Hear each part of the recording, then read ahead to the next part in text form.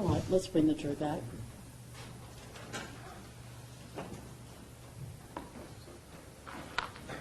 You ready? You on? Okay, Joe. Okay. Bring the jury in, please. It's all right with the jury, please.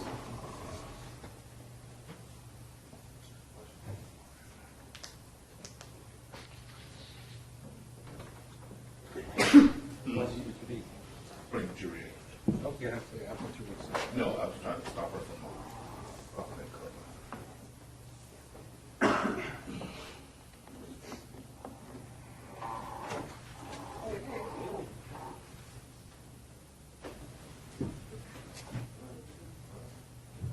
So.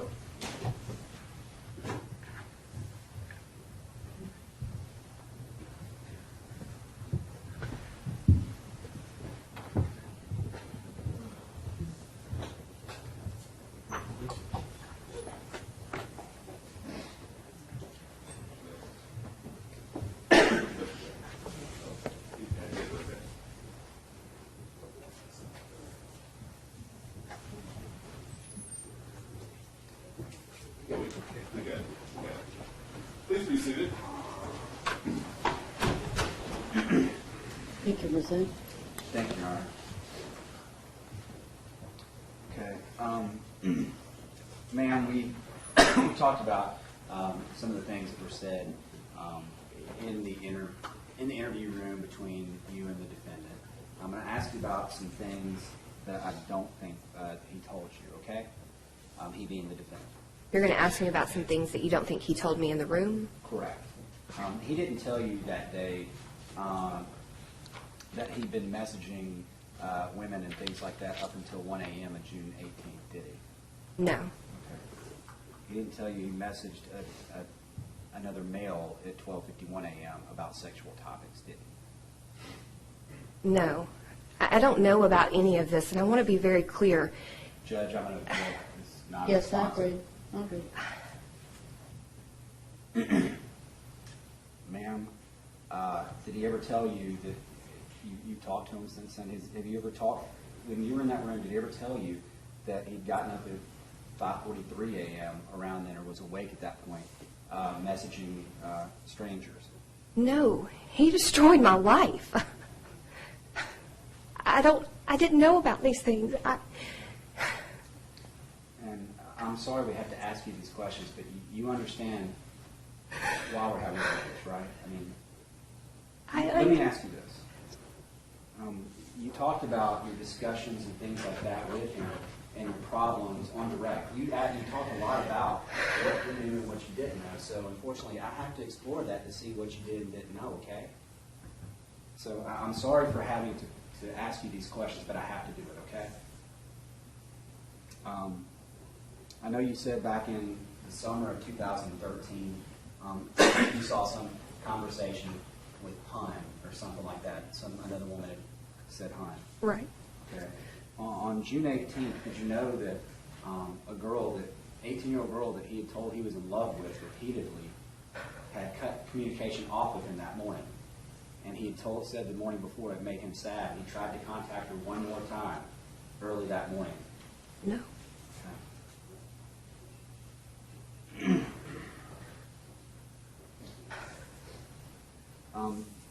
Did he tell you that he had actually been continuing a conversation, sexual in nature, that actually continued while he was at the Chick-fil-A with Cooper? No. And did he tell you anything about responding to a post and getting in a conversation about, the post talked about hating being married with kids and him engaging in a conversation there while he was at Chick-fil-A? No. Did he tell you that he was actually finishing that conversation while he was on the drive to work with Cooper? No. Now, I've got to go back over some of these things regarding what you testified to on direct regarding the timeline of your marital history and some things like that, okay? Did you know that on May 9th he'd actually gone and looked at the divorce separation checklist on the Home Depot website? No. And that was around the time he was worried about Chick-fil-A, correct? It would May have been 9th would have been right around. waiting to hear back. Right. And May 9th, you remember getting text that same day where he was talking about, I'm feeling kind of nervous. I don't know his exact words, but do you remember getting text where he said he was worried? I know that we had texted about it. I can't remember the exact words. Okay.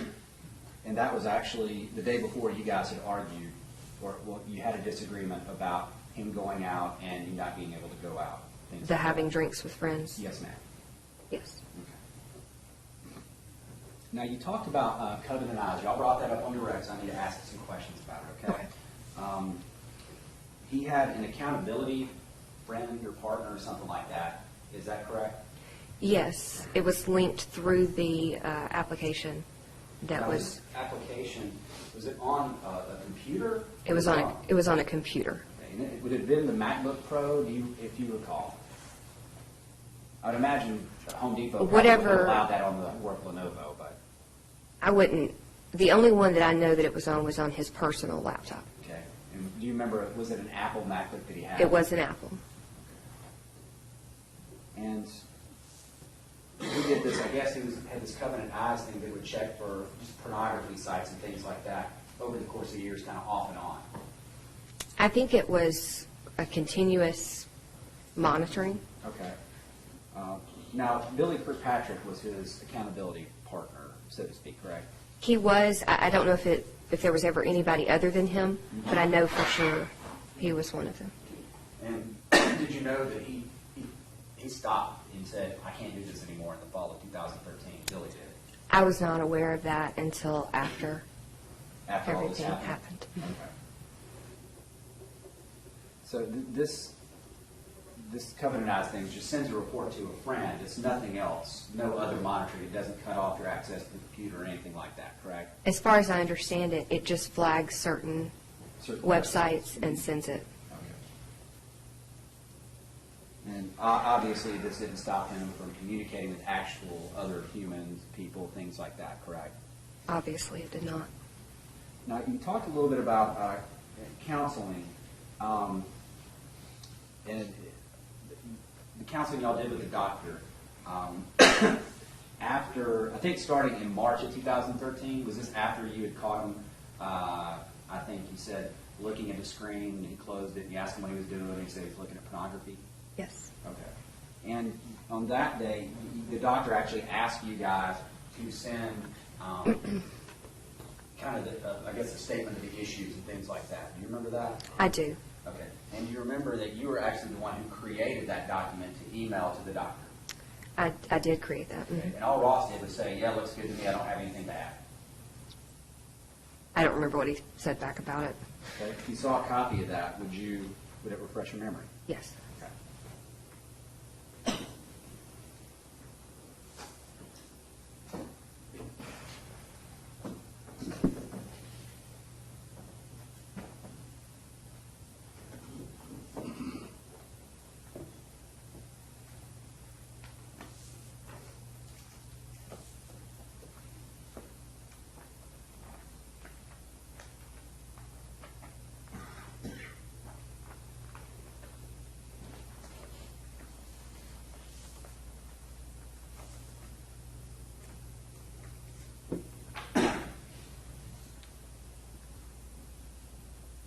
Chuck, can I take a look at that? You know, Yeah.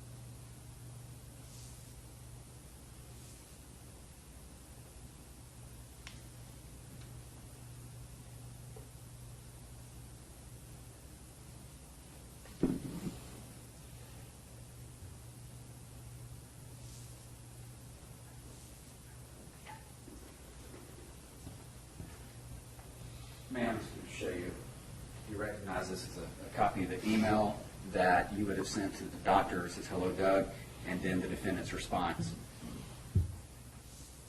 Oh, okay, I'm sorry. Sorry. Okay, yes. So you did a pretty long description of that in that email to the doctor, and his response to you after you forwarded it to him being the defendant, would be, "It sounds pretty good. I don't think I could add any more." Would that be, does that refresh your memory about how he responded? Well, yes, that's exactly how you responded. Okay.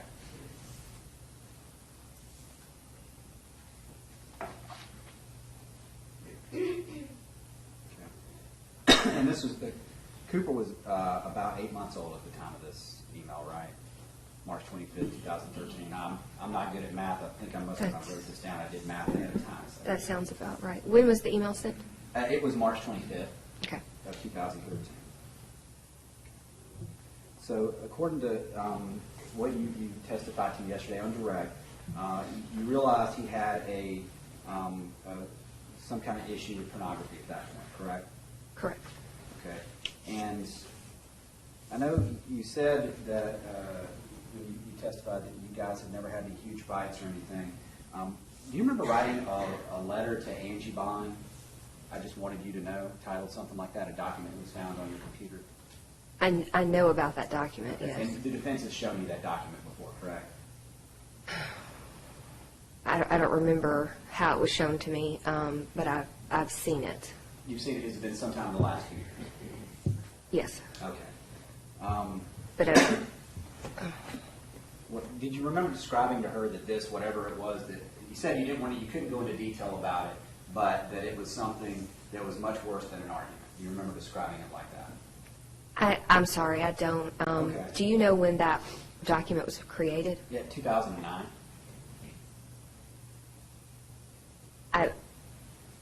I have looked over that and I've read it, and I could not remember to what it was referring to. Okay. What situation it was referring to. That's fair enough. But in 2009, you did write a document to Angie and talking about issues in your intimate life as far as your marital life, correct? Right. And you said in that specifically, I know he would never have an affair on me, or would never commit adultery, I think is what you said. Is that what was in my? Mhm. Okay. Okay. You wouldn't deny you would have written something like that. No, I wouldn't deny that. Okay. And when this happened, you went into detail about how difficult it was, and I think you said you took some blame on yourself as well for this. Do you remember doing that in that letter? Yes, if it was referring to the problems that we had as far as erectile dysfunction, low testosterone, my reactions to those circumstances. Well, this was talking about something that you going into a bookstore and you said that you were looking at a book called Sheet Music that was talking about helping with intimacy in a marriage, and you felt like you disobeyed God because you decided not to buy it. You felt like it was the Lord trying to show you that you needed to buy this to help your marriage. Do you remember that whole conversation? I do remember that. Okay. And you remember having this, I guess, this big thing that's worse than a fight with Ross. Obviously, would he have been upset and cried during these type of things? I just don't remember what triggered me to write that. Okay. So I'm not sure what I mean. I'm the one that wrote it, and I can't even tell you what I meant by that. Okay. So it could have been something even different than the discovery of the pornography in 2009. It could have been some other incident. It could have, I'm sorry. It could have been some other incident involving sexual promiscuity, not involving the pornography back in 2009. I'm sorry. I'm not understanding the question. Let me, and sometimes I ask confusing questions, so let me just try to break it down a little bit. Yesterday, you told the jury on direct that you first, I think it was in 2009, when he talked to you or confessed to you about that he had a problem with pornography. Mm-hmm. Okay. I think it was closer to 2008, but Okay. And then you said the next time that something happened was 2010, when you Right. uncovered the message where he was asking for a photograph of another female. right. I believe that letter was somewhere in the middle. Okay, and that's what I'm asking, and- was there something else that happened you didn't tell us about or you forgot about in between the first conversation with the defendant and then the discovery of the messaging? There were no other what I would consider discoveries on my part Okay. than the four that I've told, Okay. or that I remember. this could have been directly related to the problems that we were having with the sexual dysfunction in our relationship. And the sexual dysfunction, I hate to have to talk about that, but y'all talked about in direct that he thought he had ED or something like that, and then he took, I guess, medication, and it helped out. There was blood work done when it first started occurring. He went to the doctor. They did some blood work. They discovered that he had a low testosterone level. Right. They put him on medication. He did gel over a period of time. He did shots. He did gel. He did patches of testosterone. Right. And of course, they also gave them prescriptions for erectile dysfunction type medications. Okay. And so, just kind of going back to 2009 and 2010, when y'all would talk about these things, these big problems in your marriage, obviously he would be upset. He would cry on these occasions, I assume, correct? I don't remember that. If I did, I would tell you. I just Yeah. don't remember. Is it possible on these occasions where you busted him that he would break down and cry and say, "I'm sorry, I've done this. I won't do it again"? When I picked up his phone and saw the message, yes, he was very, very upset. Okay. And crying like a baby, I'm sure. I don't remember exactly how he was crying. If I did, I would describe it to you. I just don't remember. Okay.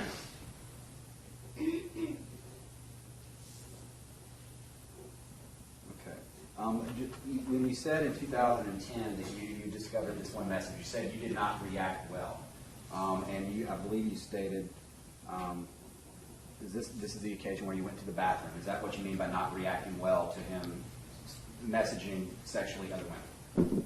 Yeah, I was very, very angry. Which would have been, that's an appropriate reaction to your husband doing something like that. You would agree with that, right? I would agree with that. Okay. And then it was after this that y'all started using the covenant eyes and went to pastoral counseling. Yes.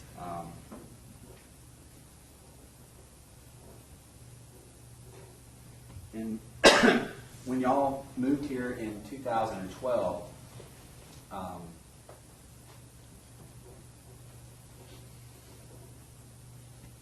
believe that, were you guys having problems again? I can't remember what you testified about that. When you guys moved to Atlanta. We weren't having problems until I saw that was when I saw that he was watching something on his computer. I thought it was a movie. I asked him what it was, and his response was that it was pornography. Okay. And then it was, it's like, okay, this is still an issue. And so that's when I decided that we needed to have some kind of professional counseling.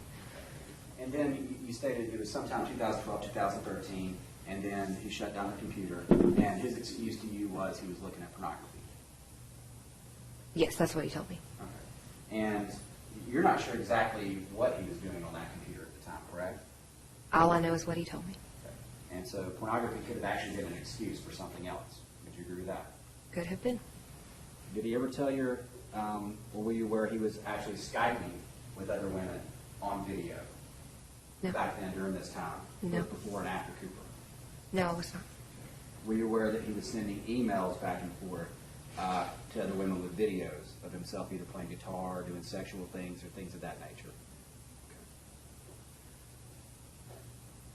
Okay. So, also, were you aware he was using Craigslist during this time, both before Cooper, after, and up to that point, to try to, I guess, set up sexual meetings with men and women?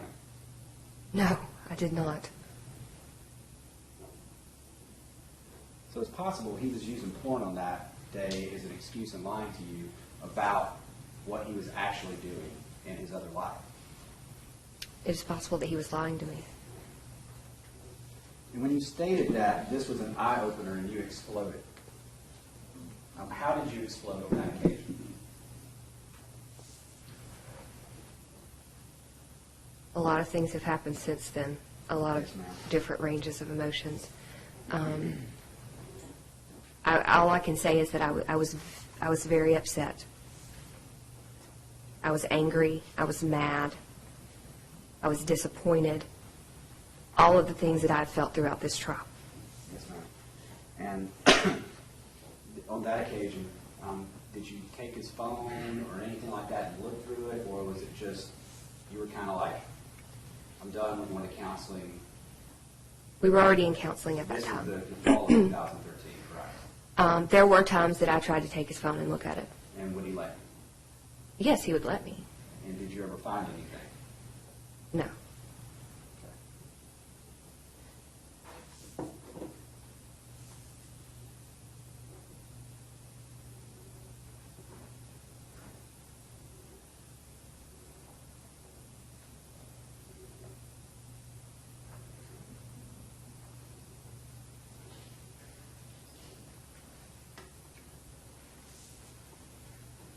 Basically,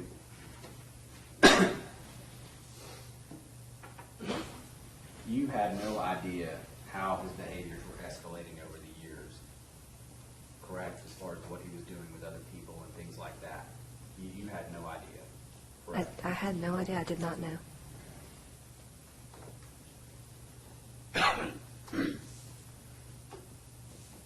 And you would agree that that was somebody completely different than the person you married. I would agree that that was a part of his personality that he did not share with me. I knew him to be very trustworthy. You were asked quite a bit about when and why you filed for divorce. Do you have any idea when the last time you had any communication with your ex-husband is? It was either the very end of January or the very beginning of February this year. Okay. Where do you live now? I live in North Alabama, in Florence, Alabama. Do you mind telling everybody why you moved up there? I moved up there to be close to my new boyfriend. How do you feel about your ex-husband? He ruined my life. He destroyed my life. I'm humiliated. I may never trust anybody again the way that I did. If I never see him again after this day, that's fine. Strong lady. That's all I've got. Nothing further, Judge. You're free to go.